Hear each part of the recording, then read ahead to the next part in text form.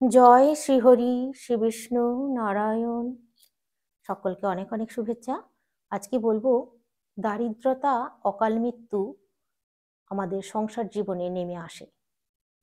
তার পিছনে অনেক কারণ দায়ী। তার জন্য যে কারণগুলো দায়ী আমি একটা একটা করে বলে যাচ্ছি, আপনারা শুনুন। মেয়েদের ঋতু চলাকালীন গাছে জল দিতে নেই, কোনো গাছ স্পর্শ করতে নেই। কে বিবাহিত মহিলাই হোক আর আইবুড়ো মেয়েই হোক, বিধবা মহিলাই হোক, যে কোনো মেয়ে ঋতু চলাকালীন গাছ ছোঁবে না, গাছে জল দেবে না। এটা করলে কি হয়, মাতা লক্ষ্মী ক্ষুব্ধ হয়ে যান আর আমাদের পরিবারে অকাল মৃত্যু পর্যন্ত নেমে আসতে পারে। এরপর দ্বিতীয় কথা যেটা বলবো, লোহার জিনিস, কাঁচি, দা মানে কাঠারি, কোদাল, কুড়ুল, বঁটি, ছুরি, এই সমস্ত জিনিসগুলো এক জায়গায় একসঙ্গে দুটো করে, মানে একটার বেশি দুটো জিনিস রাখতে নেই। মানে একই জিনিস দুটো, হয়তো দেখা যায় দুটো তিনটে বঁটি এক জায়গায় রেখে দেওয়া আছে, দুটো ছুরি, দুটো কোদাল, দুটো কাঠারি, এরকম দুটো করে জিনিস কখনো এক জায়গায় করে রাখতে নেই, আলাদা আলাদা রাখতে হয়। এরপর যেটা বলবো, আর এগুলো আলাদা আলাদা রাখতে হয়, আর এগুলো চোখের সামনে রাখতে নেই। রাত্রে ঘুমানো হয়, সকালবেলা ঘুম থেকে উঠেই যদি ওই জিনিসগুলো আমাদের চোখে পড়ে, সেটাও কিন্তু আমাদের সংসারে ভীষণ অমঙ্গল নেমে আসে, আমাদের দারিদ্রতা নেমে আসে। তো এইগুলো খেয়াল রাখতে হবে। এরপর যেটা বলবো, 3 নম্বর পয়েন্ট, কাঁটা জাতীয় গাছ, কাঁটা জাতীয় গাছ ঘরে রাখতে নেই। শুধুমাত্র মনসা গাছ, যেটা পুজো হয়, দশহরা পুজো হয়, গঙ্গা পুজো হয়, মনসা গাছ, যে মনসা গাছটা, সেই মনসা গাছটা রাখা যাবে। তবে হ্যাঁ, তুলসী গাছ যদি বাড়িতে থাকে, তুলসী গাছ, আমরা হিন্দু সনাতন ধর্মীয়, আমাদের প্রত্যেকের বাড়িতে তুলসী গাছ থাকবেই। আর তুলসী গাছকে পুজো আমরা করি, ব্রাহ্মণ দিয়েও অনেকে পুজো করান। এই তুলসী গাছের একদম পাশে রাখা যাবে না, একটু দূরে মনসা গাছটাকে রাখতে হবে।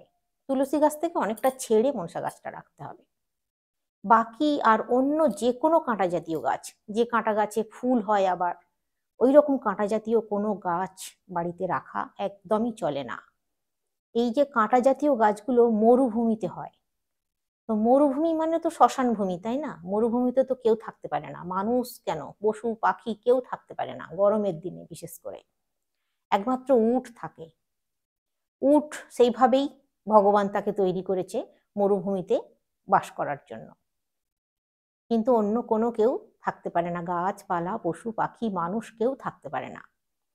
তো সেই জন্য এই মানে কাঁটা জাতীয় গাছটা ওইখানে হয়, মরুভূমিতে হয়, কিন্তু কাঁটা জাতীয় গাছটা মরুভূমিতে হয় আর কি।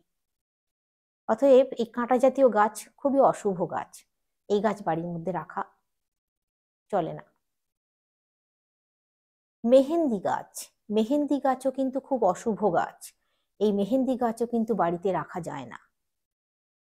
আর কলা গাছ, কলা গাছ বাড়ির বাইরে রাখা যায়, বাড়ির ভিতরে কলা গাছ বা বাড়ির উঠোনে কলা গাছ একদমই কিন্তু রাখা চলে না।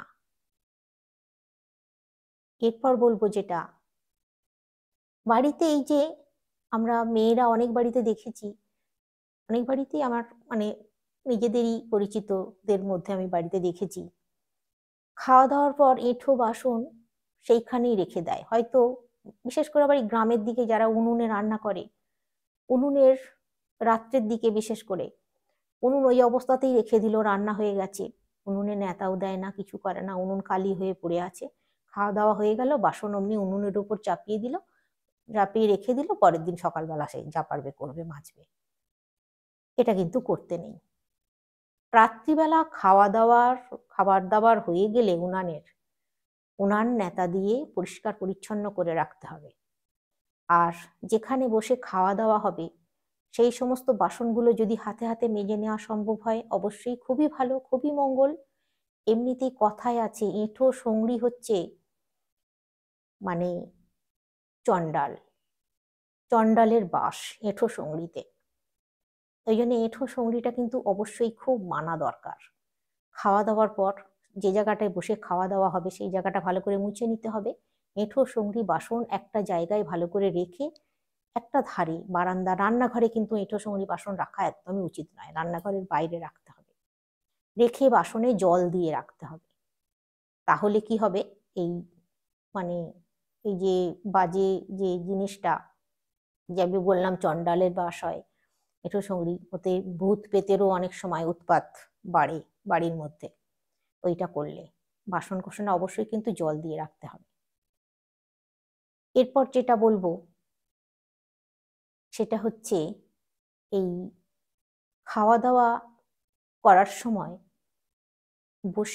খেতে বসে আজে বাজে কথা বলা, আজে বাজে পরচর্চা, পরনিন্দা করা, গালমন্দ করা বা রাগ করে খাবার ছোঁড়াছুঁড়ি করা, ছুঁড়ে ফেলে দেওয়া, এগুলোও কিন্তু খুব ক্ষতি হয় আমাদের সংসার জীবনে, ভীষণ অমঙ্গল ডেকে নিয়ে আসে। খাওয়া দাওয়া সময় হাসি মুখে খাওয়া দাওয়া করতে হয়, সবাই মিলেমিশে এক জায়গায় বসে খাওয়া দাওয়া করতে হয়। এটাই কিন্তু খুব ভালো। তাতে করে কি হয়, মা লক্ষ্মী সন্তুষ্ট থাকেন, মা অন্নপূর্ণাও খুশি থাকেন এরকম করলে। এরপরে যে কথাটা আমি বলবো সেটা হচ্ছে সকালে ঘুম থেকে উঠে আয়নায় মুখ দেখতে নেই, ভগবানের দর্শন করতে হয়। সকালে ঘুম থেকে উঠেই কখনো নিজের মুখ আয়নায় দেখতে নেই, বাসি মুখ আয়নায় দেখতে নেই। তুলসী মাতার দর্শন করবেন, ভগবানের দর্শন করবেন প্রথমে ঘুম থেকে উঠেই। আর রাত্রিবেলা, বিশেষ করে আমি মহিলাদের কথা বলছি, রাত্রি 12টার পর কখনো সেন্ট গায়ে মাখতে নেই, মেকআপ করতে নেই, চুল আঁচড়াতে নেই, আয়নায় মুখ তো দেখতেই নেই।